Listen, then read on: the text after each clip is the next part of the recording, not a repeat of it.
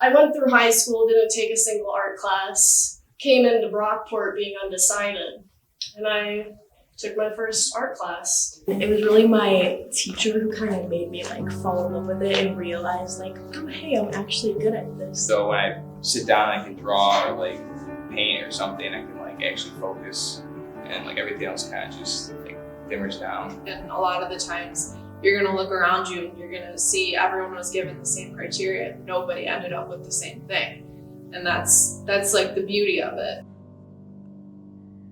Art surrounds us and serves as an outlet for many people. With a variety of different mediums ranging from pottery to photography to dance, individuals express themselves through their art form. To me, art is just a way of not only expressing feelings, but also just expressing parts of yourself that you don't even know exist. I like telling a story. I've always been into writing and poetry, so I like throw up a whole bunch of symbolism in order to bring forth a bigger meaning. I took art history class in community college, and they wanted us to like, oh, what is this piece about? And I'm like, I don't know, it looks like scribbling. Some people don't see the work in being an artist because we explore, we have fun, we're trying to be outside of our comfort zones. And some people say, well, you're outside of your comfort zone and it looks like garbage. But you're like, that's not the point. No matter how hard you try to prove yourself and people think that you're the underdog, and I prove myself, but like it will always never be like to that level. Enjoying art is a subjective experience. Some find the allure of it, whereas others simply cannot understand it. But the one aspect that is undeniable is the careful creative process that goes into creating a piece and mastering a craft. To an artist, that's arguably one of the biggest fears, is having this nice, beautiful, large piece of blank white paper. And you're just like, okay, I can see what I want, but I don't know how I'm going to get there. It is picking exactly one idea, because sometimes you come up with so many and so many different avenues. So it's like taking a risk of which ones you want to explore. I started with printmaking, and it was really strange to me because I'm not great at drawing, but I love the process involved because it's very involved. So every single step is the most difficult step. You have to perfect it to get it to look a certain way. When I first started off in ceramics, I was getting so upset that I couldn't throw a tall piece. I was working with 1 pound of clay, and none of the walls were even, the piece was falling off.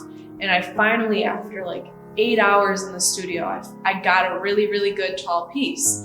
And my professor came over to me and said, good. And she smashed it down with her arm and said, now do it again. And I was like, that is the best piece. It took me 8 hours. But then my next 4 pieces were just as good. And I was like, okay, wait a minute. These pieces are actually better than the one you broke. With art being broad and experimental in nature, obstacles often arise. But it is how individuals overcome these hardships that determine the meaning of what they do. If we're talking about like dance, I feel like it would be dance because the intersectionality, because me being a Black woman, right?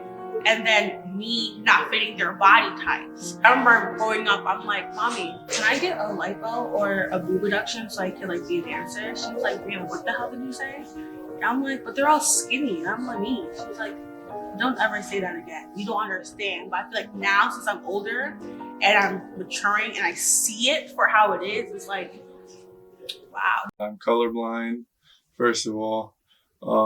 But in community college, I took a black and white photography class, and I got an A+ in that. So I kind of found my love with black and white photography. I thought I would hate it with the processing and all that, the developing, and I found a love for it. If I ever wanted a texture like this, if I ever wanted to start a piece like this, I now know I can use a vibrating toothbrush or a string with ink on it, or coffee mugs, and just turn the piece on its side and let it roll down. The biggest lesson that I ever learned is that no piece is the last piece. You can always make another one.